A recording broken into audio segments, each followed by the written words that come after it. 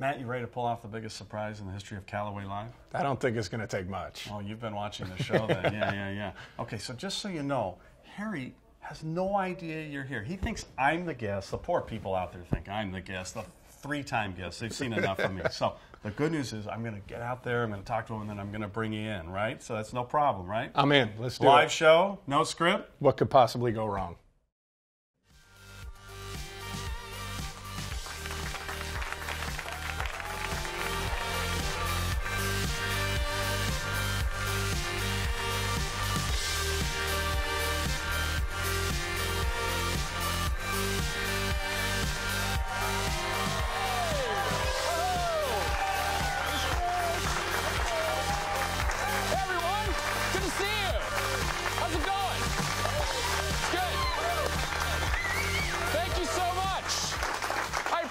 That. No one will ever know I told you to plow it a lot before it came out. We'll edit that part out. So I can promise you this. First of all, it's Callaway Live. I'm Harry Arnett. Let's get that out of the way.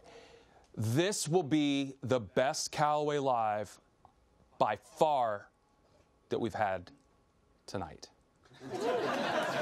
I promise you. Money back guarantee. Why are you laughing at that? Because, listen, we have the first three-time guest on Callaway Live tonight is our buddy Jeff Shackelford. He's golf's renaissance man. It's Open Championship week. Do you guys call it British Open or Open Championship? British Open. British Open. Do you think when people say like Open Championship, are you like, oh, that's way too affected for me? Or do you think that's cool? Is that cool to you? It's not cool to me either. British Open week. Jeff Shackelford's here. He's golf's renaissance man. He is part of the Shack House podcast. He's got his own website that he's such a narcissist he named after himself, jeffshackelford.com. He's been around forever picking fights for the little man in golf. Please welcome to Callaway Live, Jeff Shackelford. There he is! Hey! Hey! Jeff Shackelford! Oh, come here. There we go. Yeah. Awkward man hug. Wow, love the new set. How about this? Yeah. Wow. You like it? Beautiful.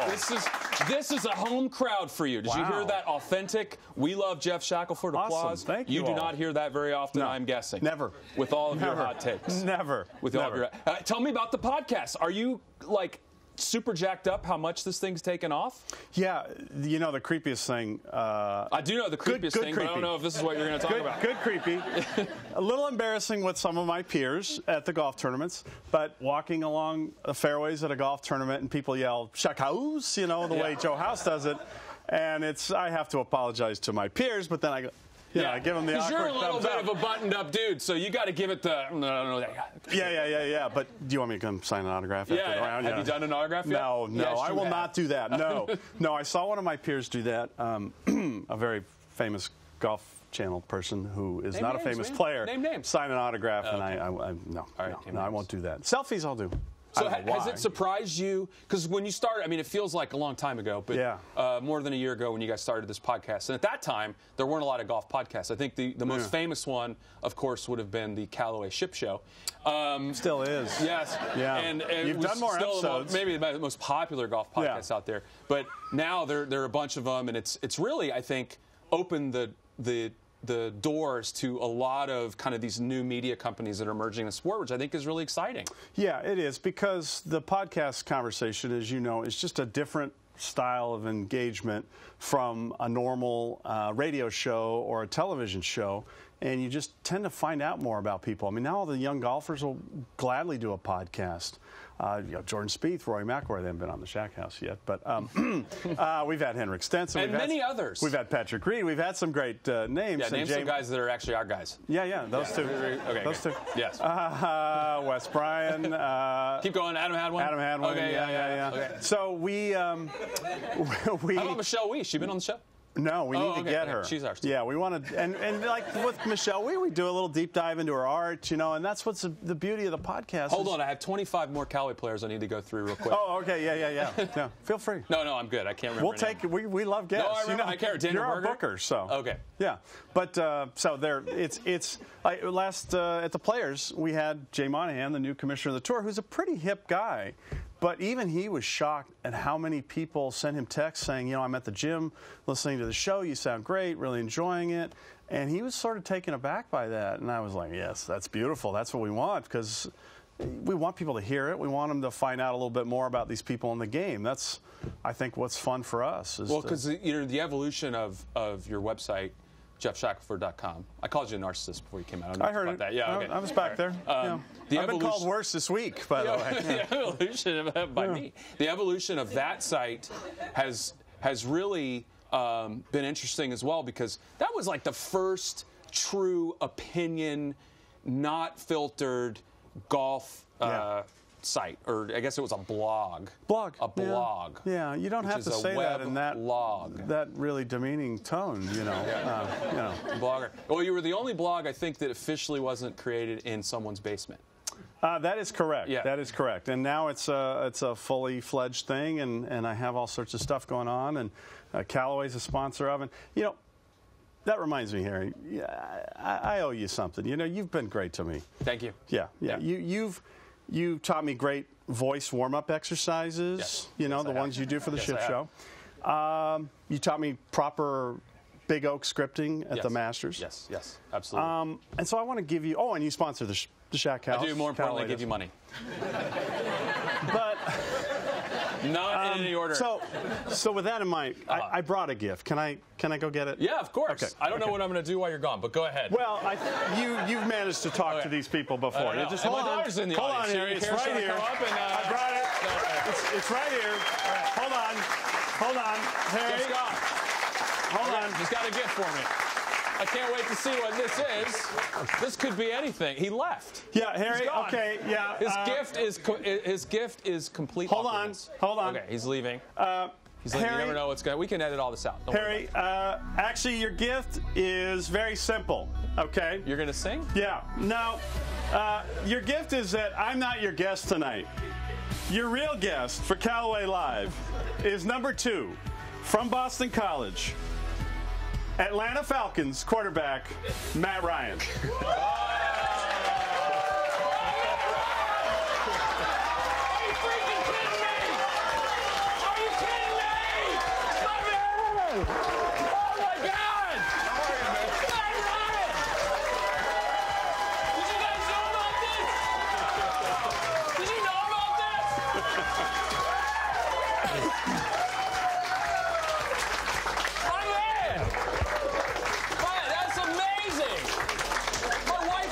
Kill me! She asks me daily, when's Matt Ryan coming on Callaway? Have a seat. I have so much to ask you. First of all, how awesome are you? Matt effing Ryan, MVP Matt Ryan. You know, you are seeing the only Falcons fan in Southern California is right effing here. I've heard. That's why I had to come. Oh, my man. How are you? I'm good. Thanks for being I've been here. nervous. I've been keeping this a secret all day. So I've been around. I've been like, don't spoil it, don't ruin it. But I'm good, man. Thanks for being here. I can't believe you're here. I don't even know what to say other than you're awesome. You gave me 3.5 quarters of the best time of my life in Houston, Texas. I had about 3.5 quarters of the best time. I was calling the bench saying, run the ball, Matt! And my wife, who knows nothing about football, turned to me and said, shouldn't they be running it right now? But hey, thanks for being here. Yeah, I'm happy to be here. So the big question I have to ask you, because I'm going to look ahead. Okay. I'm an innovator. I'm always looking ahead. I love that. So we're over this right now, right? We're over this, right? Well, I don't think there's always going to be a little bit of the scar in there from that one, but we're over it. We're onto it. We're moving on. We're in our off-season program right now and looking forward to next year. We got a young team. I'm optimistic about it. So, yeah, we're over it, man. We're on to 2017. I love that. And I will be too then, since he said that. Well, I was jacked up because I was sort of on complete media blackout for like 2 months. But the only article I got was a good buddy of mine, Justin Farmer, who you may know, who's an anchorman in Atlanta, sent me an article. He's like, read this. I'm like, I'm not reading anything. I don't want to read anything. He's like, you're going to read this. The day after the Super Bowl, you were looking at film. I was. Yeah, I guess I'm a glutton for punishment. But For me, that's my usual process. So, like, after a game, as it finishes up, I usually get back into our facility and start watching the film and breaking down what we did in that game. And so I figured, we're going to be back in the Super Bowl again. Let's watch this game. Let's figure out what we did, what we didn't do, and let's not make the same mistakes that we made in that game the next time we're there. So, a lot of changes. New offensive coordinator. This is now, a few you've had. Yeah. And how is that whole thing going, getting to know that Steve Sarkisian and you are going to be together? Yeah, it's really good. So this will be the 4th offensive coordinator that I've had in my career. The other 3 are head coaches in the NFL now. So I've gotten used to that and that change. I think one of the good things for me is it feels a lot like when Mike Mularkey left and Dirk Cutter came in. That was my first OC to my second OC. The system hasn't changed. And so, Sark has kind of adjusted to what we do. So the terminology, all that kind of stuff is exactly the same as what we did last year. So there's not a whole lot of learning for me, more so for Steve. But Sark's been awesome. I'm really fired up to work with him. In Southern California, you guys know he's done some really good things. And, I think has turned his life around and is heading in a positive direction. And we're really fired up to have him. At this point in your career, MVP, you just turned 32. I know your birthday by the back of my hand. I'm impressed. I'm really impressed you are ripping this off. No, you have great posters that appear in all of my rooms in my house. There may be a jersey or 2 that I wear on occasion. My daughter can attest; she's right there. But at this point, with your evolution of the career, because being a really young guy, a lot of people would probably be surprised that you're that young because you've been a starter since day one. Sure. But they're relying on you a lot to help with how the offense gets run too, which has to be a really cool place in your career now. Yeah, absolutely. It's so much different than what it was, when I was 23 or 24. I've got a lot of input into what we do. And I know a lot more than I knew then, and I'm a lot more comfortable voicing my opinion, understanding, what I do well, what the guys around me do well. I know our personnel inside and out, so it's fun to be a part of that. It's a lot more work. It's easy when you're 22, 23, and you just show up and play. But with the added responsibility, I think comes extra benefits, and I think that showed last year. I thought, having my fingerprint on some things really helped us, play better. Well, golf show, obviously. Yeah. And as you've gotten more, I guess, understood yourself more, and you're kind of a workaholic, how much has taking care of your time away from football meant in terms of you being, reaching your full potential? I think it's huge balance, right? I think anybody here would say the same thing. None of these people work hard at all, so don't. This is not the right audience. They're half drunk, and they've been eating all afternoon. Exactly. Balance, right? You got to have balance. Work hard, play hard. Yes. But finding that balance is really important. So there are times where you have to work, and you've got to put everything you have into it. But equally as important is getting away from it and finding times to relax and finding times to do the things that you like to do. And so for me, golf is a big part of that. It's an opportunity to get away from everything for, 4 hours and be with a group of people that you enjoy spending time with and, trying to get better at a game that, seems so hard to get good at. And for me, I love doing it. Is there anything about golf from being a professional quarterback that translates at all, or is it totally different? No, I think there's a lot of similarities. One, with throwing a football, it starts from the ground up. So, the move of throwing a ball, and hitting a golf ball really are very similar. It's about being connected to the ground, making sure that your hips are firing before your shoulders. So that's lag in golf. I don't do any of that stuff. So keep talking. You don't get any of that. Is anybody writing this down? Okay.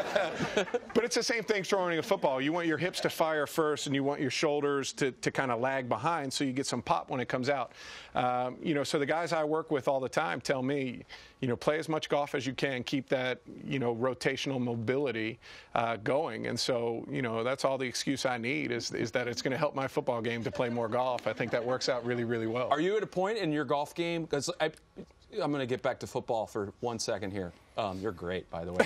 I felt like this year, and maybe it was you're comfortable in the system, comfortable with where you are. I felt like this past year, that was the first year as a passionate player where I felt like I could see you reacting to what was happening and not going through thinking all the time about what's happened. Is that happening in your golf game now, or are you tied up in swing thoughts? I think way too much. I think way too much when it comes to golf, right? Like to me, that's one of the hardest things with golf is that you have so much time, to just let yourself get in your own way.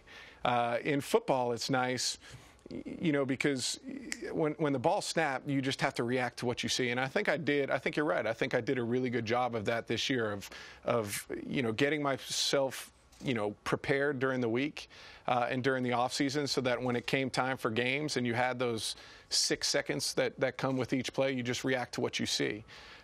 In golf, it's hard. You're walking in between shots. You're thinking about, how bad you just hit your 7-iron or how you just hit a ball out of bounds, whatever. It's just there's so much time to think. I have so much respect for the guys who do it at a high level because, their mental toughness is really, really strong. And the margin of error at the highest level is like, super tight, which you're probably used to that. You're trying to fit a football into this big a space without thinking about it. But those guys, you have to be completely relaxed and free in order to be completely accurate. Yeah, I don't know how they do it. I really don't. They cheat mostly, but sounds about right. And on tour golf, you're only seeing the guys that are playing well. They don't show the guys that are really struggling. So we don't have that luxury in football. When you're playing shitty, they see it.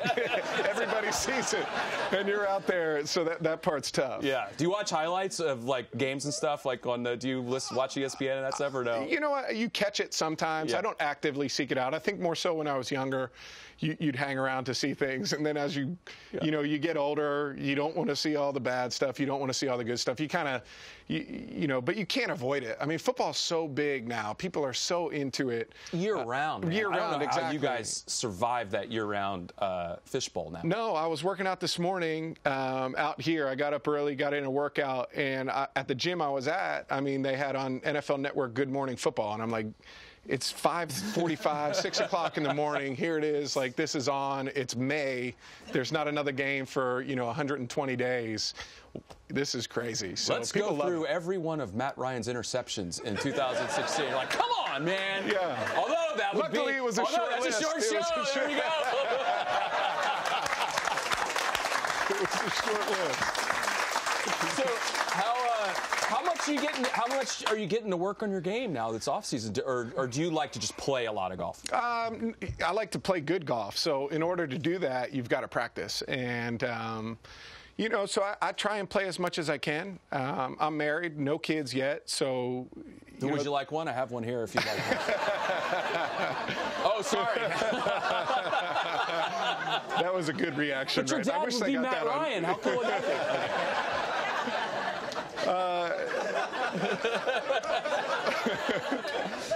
But I try and play as much as I can. And, I'm lucky to live in a place where there's a ton of really good golf. Atlanta's got so much good golf and, so many good players. And so my game's okay. Some days are good, some days are not.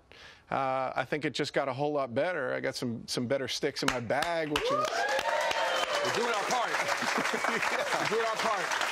Technology's amazing, though. Yeah, that's the one thing in our sport that really has changed a ton is the amount of stuff we can put in a golf club to help you play better. Absolutely. And so, going through and getting fit, and I've got a long swing. A long arc. I'm tall. And so, naturally, that ball is going to, just skyrocket. And so, to be able to watch them bring that flight down, get the club set up so the spin numbers were right where they need to be, I was hitting the ball 25, 30 yards further than I was, when I got there. So, yeah, exactly. Which is like, credit to you guys. You actually know what you're doing, which is 25 impressive or 30. to see. He just got them. That'll get bigger. Don't worry about that. I hope so. Yeah, that's gonna get a lot longer. Yeah, with the driver, it was crazy, but I had a really good time today. Do you play it all during the season? Probably not. I don't. So I'm like, when the season ends and my body feels good, I'll start playing.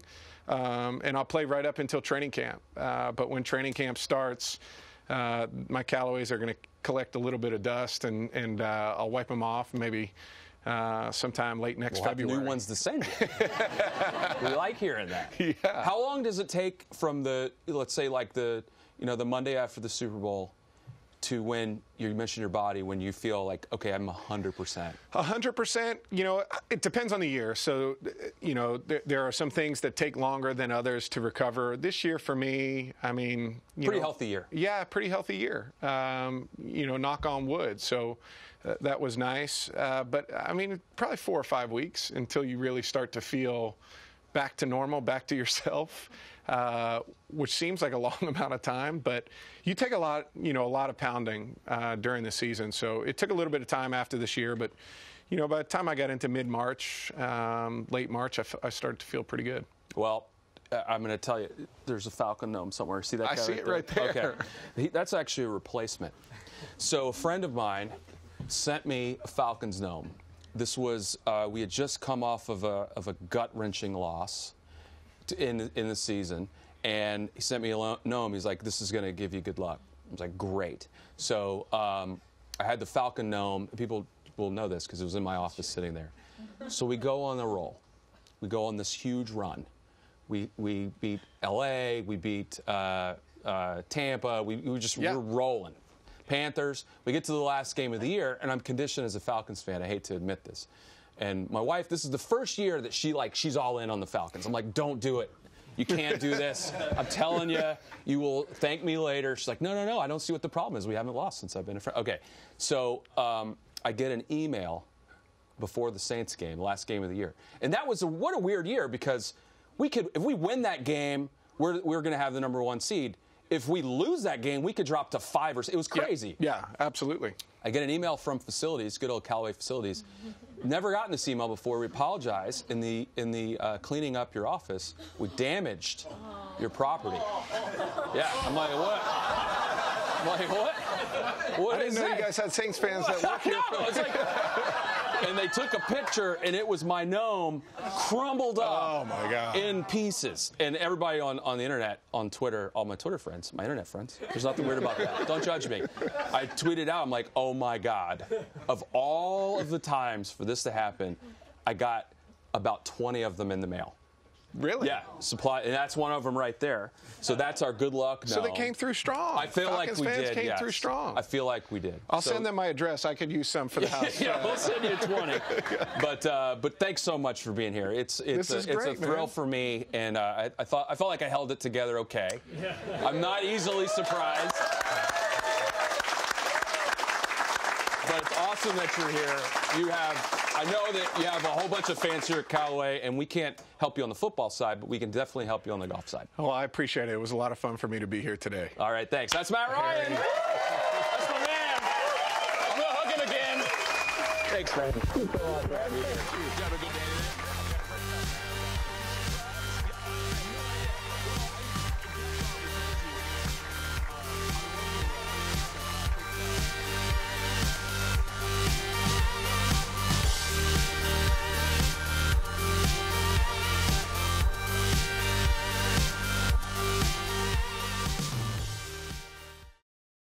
On the next Callaway Live, CEO of Liberty Media, Greg Maffei, and the chairman of the Atlanta Braves, Terry McGuirk. You know, what I learn when I play golf is, thank God I do not play golf for a living. Thank God I have slightly more success in my business career than I could ever imagine in any shot on the golf course. But I'm blessed to have played with Terry a bunch, had him as my partner most of the time, and he has carried me to many wonderful golf courses and across many great outings, and we've walked away with money more often than not on the strength of Terry's game. Hey, there was one similarity among the three of us. We were all using the same driver. That's right. We had 100% share on our tee box, which happens when you hand them drivers. That epic was good. It was good, wasn't it? You could say that we were slightly disingenuous. Every bad shot we blamed on ourselves, and every good shot we said jailbreak. Yes.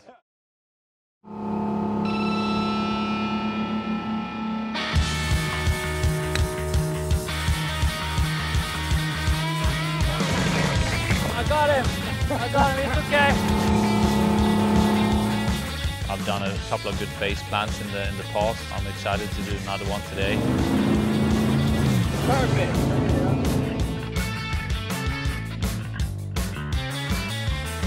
That was it. That was epic.